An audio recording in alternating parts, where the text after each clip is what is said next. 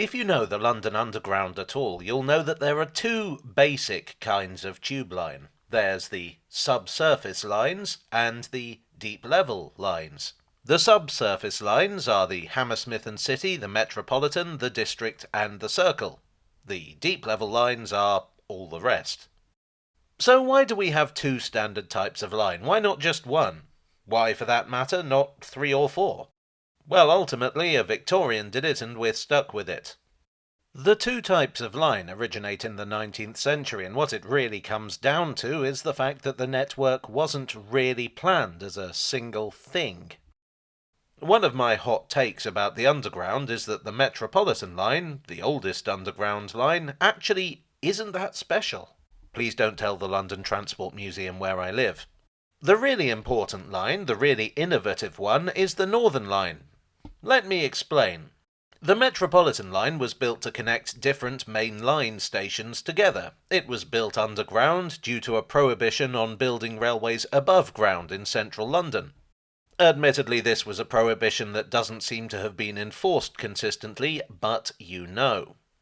As a result of this function, it had to be compatible with main line rolling stock, so that trains from other companies could use it.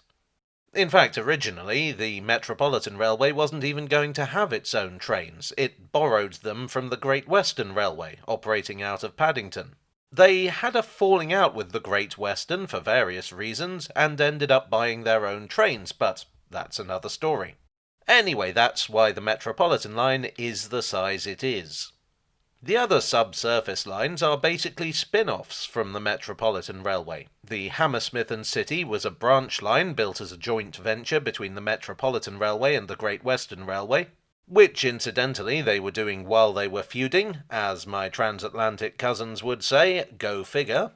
The District line was begun as a separate company with the intention of being amalgamated with the Metropolitan, but the two companies had a falling out. The Circle line was the intended outcome of the Metropolitan and the District joint venture, but it took a long time to build due to the companies feuding. Really, Metropolitan Railway, there comes a point where you have to wonder if the problem is you. Anyway, as a result of all that, all the subsurface lines had to be compatible with the Metropolitan. So that's how the size of the Metropolitan became the standard for all those lines. Incidentally, there was a fifth subsurface line, the East London. It being gauged to take main line trains meant that it was ideally suited to be turned into part of the Overground earlier this century. The Metropolitan line was opened in 1863 and the first deep-level tube wasn't opened until 1890. Given that a standard had been set for what a tube line should be, why did we get deep-level lines in the first place?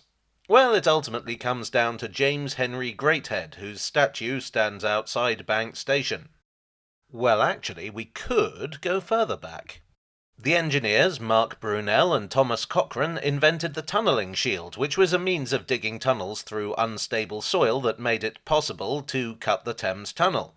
Basically, you shove the shield into the soil ahead of you, then you dig the soil out from inside the shield, then you reinforce the tunnel.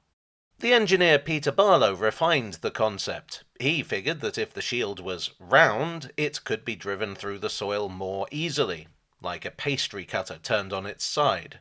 With that in mind, he proposed the Tower Subway, which is probably London's most obscure tube line, if you could even call it that. This was a tunnel across the river from the Tower of London. The Thames Tunnel had been an absolute nightmare to build, and as a result, no one was willing to risk actually building this thing, except Barlow's former pupil, the aforementioned Greathead. He got the thing actually built and it opened in 1870. It had taken just 10 weeks to build, which was more than a slight improvement on the Thames Tunnel's 18 years. Unfortunately, the Tower Subway was a commercial flop and closed within a year. Greathead went away and designed his own shield. Despite the failure of the Tower Subway, Greathead and Barlow's engineering expertise could not be denied, and Barlow proposed a more ambitious follow-up. Originally, this was just a subway from the City of London to Southwark, but it grew into an entire electric railway line all the way from Stockwell in South London to King William Street near the Bank of England. It opened in 1890 under the name of the City and South London Railway. You'd know it now as part of the Northern Line. The railway was a big success right out of the gate. Part of the reason for that might have been that it opened in December, and the winter of 1890 was a remarkably cold one. A tunnel below ground was far more appealing than the exposed upper deck of a tram. The City and South London Railway had succeeded where the Tower subway had failed, and as a result it showed other potential railway entrepreneurs how it was done. The problem with the old subsurface lines was that they were expensive and disruptive to build. The method used was known as cut and cover, which meant digging a trench, laying track, and covering it over again. This also meant that the line didn't necessarily take the most direct route. To avoid having to buy property, it followed the line of the street wherever possible. Deep-level tubes didn't have to do that. They could be dug far below the streets without worrying about what was up above. Well, it didn't always work like that in practice. The City and South London Railway actually did undermine a number of structures. It also mostly followed the line of streets, but in theory. What was more, deep-level tubes literally opened up a new dimension in railway construction. Subsurface lines could only be built, just below the surface. Deep-level lines could go as far down as you like, avoiding sewers, basements, secret bunkers, utility mains, plague pits, and other tube lines. Without the ability to do this, the tube network as we know it just wouldn't exist. I think the influence of the CSLR can be felt in the fact that since 1890 there have been no new subsurface lines. There have been extensions of existing lines, but otherwise it's deep-level tubes all the way. The CSLR led to a number of copycat proposals being put in front of Parliament. The most notable for our purposes in the immediate aftermath were the Waterloo and City Railway, the Central London Railway, the Baker Street and Waterloo Railway, and the Hampstead, St Pancras and Charing Cross Railway.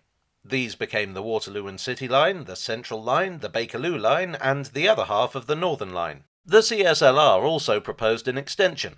Now, at this time, there was only one expert on deep-level tubes, and that was, yes, James Henry Greathead. So he was the consultant on all of them. Consequently, although the lines had many differences, they shared many similarities. Greathead recommended circular tunnels of about 11 feet diameter, which became the deep-level tube standard. It was simply a matter of efficiency versus cost. Many of these proposals were financially shaky, so smaller trains and tunnels were a welcome economy. And unlike the Metropolitan, there was no expectations that these lines should take main-line trains, so it wasn't as if they actually needed to be any larger. There was one exception to all this, which was the Great Northern and City Railway. This actually was a deep-level tube designed to take main-line stock. Great Northern Railway trains from Finsbury Park to Moorgate. Unfortunately, the Great Northern Railway had other ideas, and pulled out of the arrangement at the last minute, resulting in a weird, too large tube line that just sort of mooched around until it became part of British Rail in 1975. Still, aside from this, standards had been set.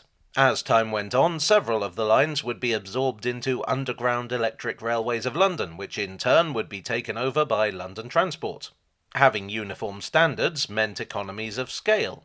You could order trains and other equipment in bulk.